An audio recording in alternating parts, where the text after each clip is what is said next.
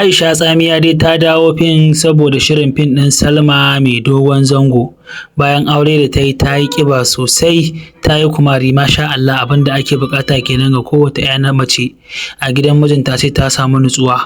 Amma ba wai fitowa ta yi ba fa, kawai saboda ci gaban fim ɗin ne ake ganin ya dace a ce Aisha Tsamiya ta ɗora a matsayinta na Salma kamar inda ta fara a fina-finanta na baya, lokacin da ta samu fitowa a cikin shirin da jarumi Adam A. Zango, wanda yake mahaukacin santa, matsananciyar soyayyar da ya fi santa ma fiye da rayuwarsa.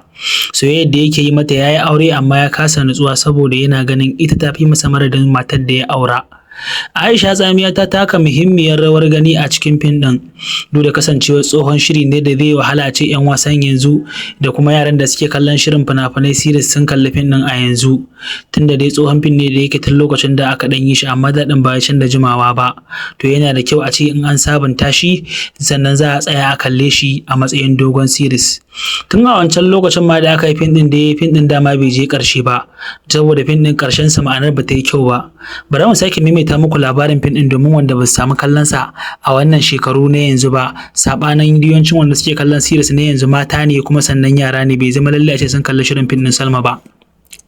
Adam A. Zango da Fati Washa da Aisha Tsamiya su ne manyan taurarin shirin, sai abokin Adam A. Zango mai suna Baballa Hayatu.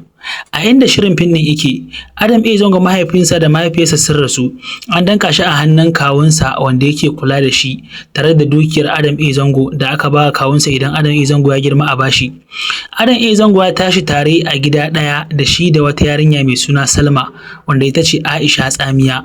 Suna kaman ƙawance ko abota kasantuwar kusan shekarunsu ɗaya, har suka sami shaƙuwa ta jini sosai duk da dai kasancewarsu dama 'yan uwa ne.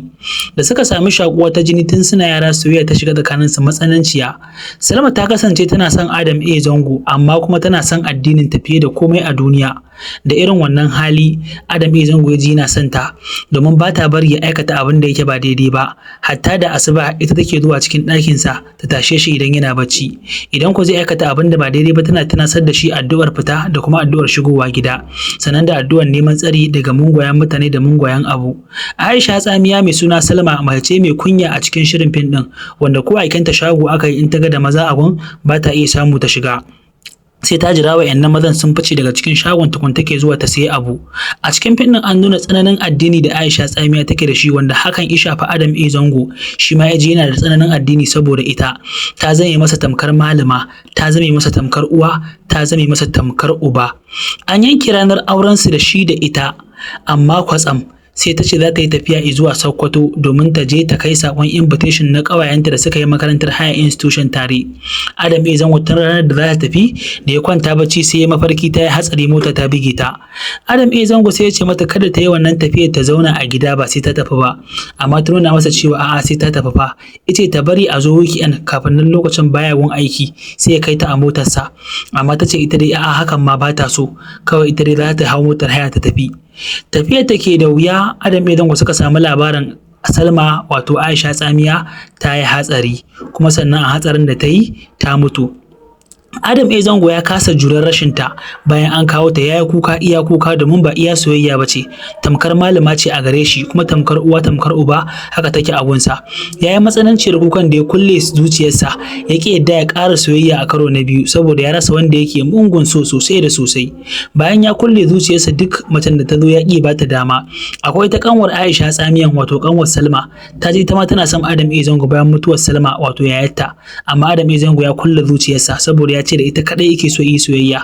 Har ya fara haƙura da soyayya a duniya, sai aka samu Fati Washa, ita kuma ta bullo. Kasantuwar Adam A. Zango lecturer ne, Fati Washa ita kuma ɗaliba ce a makarantar, ta kama da matsananciyar soyayyarsa, amma kuma idan ta shiga ofis ɗinsa ta ga ba abin da yake kalla kullum face hoton wata a gabansa mai suna Salma. Ba da san waye ce Salma ba, ta yi tsammanin budurwarsa ce ko matarsa ce tana raye, sai ta tafi unguwarsa Adam A. Zango domin neman bincike a kai, sai ta kwashe labarin Salma gaba ɗaya aka bata, aka shaida mata cewa ta mutu.